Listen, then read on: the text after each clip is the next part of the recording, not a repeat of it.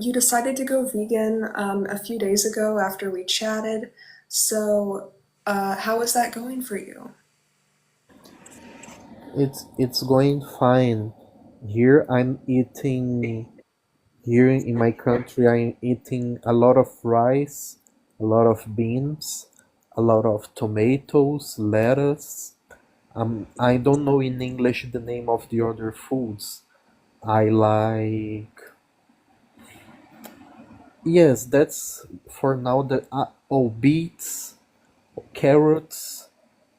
Yeah, I think that's the only thing I can remember by now. Awesome. Oh, also apples, bananas, oranges, all types of stuff. Wonderful. That's great to hear. Great to hear. Yeah, it's easy, right? When you think about it from the victim's perspective, it's easy. There's hundreds of thousands of edible plant foods. Yes, and the plants are also really great to do medicine, natural medicine. Yeah. Do you think that animals have feelings?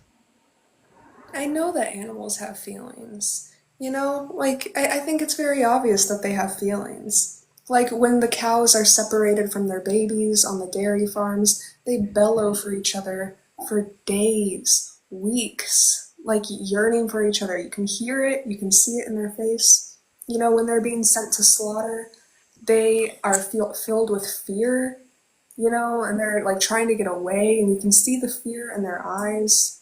When they're living a good life, when they're happy, you can tell that they're happy. When they're calm, you can tell that they're calm. Yes, other animals definitely have feelings. I Do you also like to watch videos of animals being happy? I watched one Yes. that they were playing jazz music to cows, and the cows come running to hear, and they were all gathered at the place they were keep, and they all were so giving so much attention listening to music, like they That's nice. did you see that type of video? I've seen videos of that. Yeah, animals love, or some animals love music. Not all animals love music, but like before I started doing activism, I was staying on this farm that actually kind of pushed me to start doing activism because I could see the injustice on this farm. But I would play music for the animals, and some of the animals really liked to listen to me play. Some of them had no interest, but like the sheep especially loved listening to me play music, and they would come up to me and like sit quietly and listen. There was one goat that really liked to listen to me play. A few of the other goats didn't really care that much. Um, the donkey that was there didn't really care that much, but some of the animals really loved to hear me play music, and that was so nice. Um, I wonder if in part of your love for animals, do you also like to be next to them, like, for example, I don't know, holding them, being close to them, giving them food, giving them milk. Like those baby bottles. Sometimes when the animal is really small, people give milk in their mouths. Do you like this part that is really like holding them, being next to them? well, the place that the babies need to get the milk is from their mother. If they're drinking milk from a bottle, it means that they're not with their mother. So, that's not optimal. Sometimes that's just the situation, that's just the way it is. Like you find a baby on the street and you don't know where their mother is and they need help.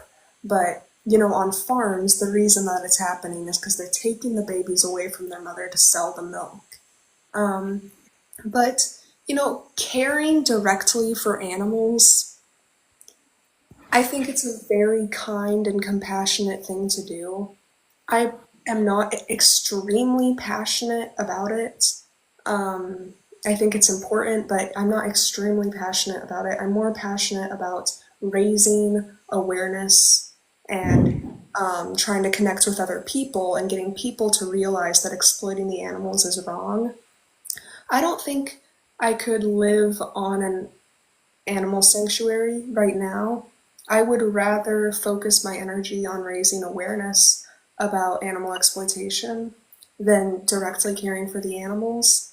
But both jobs are extremely important. I actually considered moving on to an animal sanctuary and then like not paying rent and just only working with the animals and like working to have my life. But I decided I would rather pay rent and stay in an apartment just by myself and do work on the internet to help the animals. Yes, you understood. My question was kind about that direction. Like some people work in a sanctuary and they are all the time, taking care of animals. That part is also really fun. I think that the part you are choosing, it's really important, but it's not so fun. It's kind of hard. It's really hard the part you chose to do. It's also hard to just take care of the animals. You know, it's a lot of work. It's a lot of work. Like, I volunteered at the sanctuaries and I help out when I can. But yeah, it's exhausting. It's like what I'm doing right now, it's a lot of mental work. And then taking care of the animals, it's a lot of physical work. But it's also mental and emotional work because you have to deal with, the animals that are hurting and needing care and the ones that pass away, the ones that don't make it. So it's a lot of emotional work too. And honestly, the animal sanctuaries, they're extremely inspiring to me. And people that work on the sanctuaries, they inspire me a lot. And so I also, try to donate to my local animal sanctuaries because it's important and they need the funds, really. I kind of agree with someone on the chat that said that animal sanctuary working there is passion driven. So like it's kind of fun, especially if you are in a sanctuary that has animals that you really love. For example, I really love the tiger cubs. I think it's cubs the right word, like tiger babies. So Yeah, it, they are so it would cute. it would feel to me so cool to be next the little tigers. I love them. So I think that it has a little fun involved in this type of work. Yeah, it's true. And the same with what I'm doing. I'm doing it because I'm passionate. So it's very rewarding. Like it's of course it's really frustrating talking to people that just don't care and they refuse to change. But a lot of the conversations that I have end up being extremely rewarding. Like my conversation with you, you got it. You understand. You don't want to hurt other animals and now you're living vegan and that's, feels extremely rewarding to me and worth it. Yes, it does. When I entered this live and you asked if I want to join, I was thinking about asking something, but I think I forgot because we started talking and I don't know, I think I forgot what I was trying to ask. Yeah, but we had an important conversation nonetheless. My dear, is there anything else you would like to add to the stream before I let you go and get to the next guest? I'm trying to remember. Um, I wanted to know what is your view on pets? Like someone who has a dog inside their houses, someone that has a cat, or even other type of animals that are not as common as dog and cats. What are your views on pets, Well, I Oh, think that and also purchasing. a really interesting thing that came in my mind right now. What do you think about dogs that work for blind people or for people that have mental problems, mental health problems, like service dogs. What's your view on them? It's a great question. So I think that purchasing somebody is wrong. Purchasing a pet, I will always view as wrong because it's like slavery, right? You shouldn't purchase somebody to be yours and to own them. That's just weird. I think adopting is very kind and compassionate because there's plenty of animals that need homes, that need a place to go, that need a safe place to live. So I say adopt, don't shop, because also like purchasing animals, it's perpetuating breeding, which breeding is horrible. Forcing somebody to have a baby to sell them, that's trafficking and it's not right. So I think that, if you want to, and I don't even like calling them pets, I prefer to call them companions. If you want to adopt a companion, I think that's great.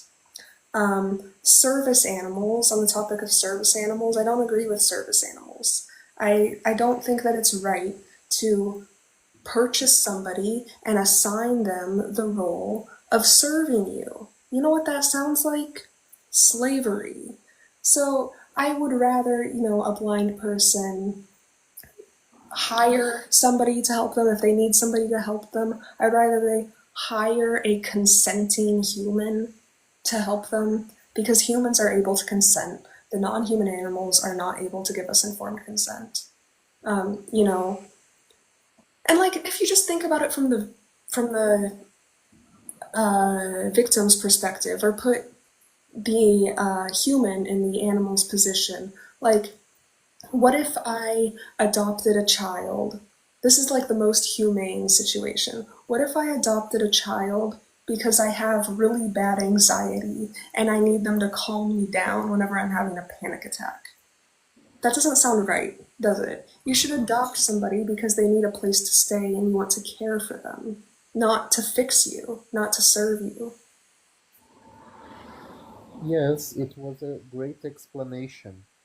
I really agree with you about the part of breeding. Like, breeding is so inhuman. Like, they take a female dog, for example, and they put her to have one baby after the other, just to sell them. Like like she's a factory of babies. Like that Yeah, doesn't make any sense. I'm like I'm sex also trafficking. I'm also really against uh, making one breed of dog, one one species of dog with the others, because there are some types of dogs that have problems breeding. Like I think the pugs, Yes. some dogs are the result of some kind of people playing scientist, messing with DNA, and they create some kind of dog breeds that are suffering all the time. Like you hear them breathing, they breathe like they can't breathe right. I think it's Yes. pugs the one, and also others. They don't It have is. they Corgis don't have too. proper nose, proper jaw. They did an Yeah. X-ray of their structure of their face, and their bones are all messy. It's so bad. Yeah, and if we can just put this into the human context, for people that don't understand, like I think it's really easy to understand why it's wrong, but for people that don't understand, if you can just put it into the human context, like imagine if we took people and we were like, okay, I want this person to have a really small nose and big eyes, so I'm going to take two people that have small noses and big eyes and breed them over and over and over again to make this cute little human. It's fucking weird. It's not okay. It's not okay to breed and sell individuals. It's just wrong.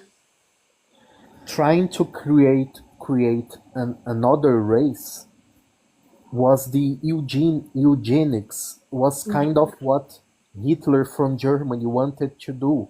Like he wanted to play with DNA as if humans were some kind of lab experiment. And Hmm. also, I remembered what was the first thing I wanted to talk about when you You invited me. Like you said that when the mother, the cow, the mother has a baby, and the baby gets taken away, that you can see in their faces that they are suffering. And I wonder if you could put some kind of equipment like an electrocardiogram. You could put some electrodes sticked to their chest, and you could measure her bodily sensations, like her blood pressure, her heart Right. rate. I think they are probably like almost having a heart attack of so many fear when they are in that death corridor, you know? Yeah. And we already know through like scientific research, we already know that humans aren't the only animals that have feelings. Other animals can feel too. You know, like cows, pigs, chickens, fish. People think fish are dumb and they have no feelings. It's not true. Fish are intelligent. Fish are able to feel both physical and emotional pain. Fish are able to have trauma from being caught and thrown back in the water. Like all of these animals, people like to point out the differences, but we're the same in all the ways that matter. The ability to suffer, the ability to feel joy and enjoy life and feel pain. Like that's the way that we're all the same. That's what we need to focus on. Yes, I agree with you. Like I saw someone fishing. They took the fish they just catch, they put it in a bucket, and like the fish outside of the water, he can't stop jumping. Like he jumps like crazy. Sometimes he gets out of a giant bucket. Like that is a clear sign that he's in some kind of torture state. True. It's very true. Jade, thank you so much for letting me in. I think I'm going to drop out now and let you be the only one doing the talking. All right, my dear. Well, thank you for coming back and following up, and I hope you continue to have an amazing vegan life. Thank you. I wish the same for you too. Congratulations on your work trying to make the world a better place. And let me just ask you something. Sure. You know I'm a foreigner. I told you that. Yeah, you're from Brazil, right? Is it too hard for you to understand what I'm trying to tell? I Because understand you. because it's really hard for me to choose the right words. You speak English very well, and you know, if you're ever having a hard time finding a certain word in English, I just might know it. I am Portuguese. Yes, we share the same languages, Portuguese and English. Right. Thank Yes. you so much, Jade. Thank you, my dear. And you know, of course, you're welcome to come back in here anytime. Thank you so much. Also, I want Oh, oops. You were gonna say one more thing and I cut you off. I'm sorry.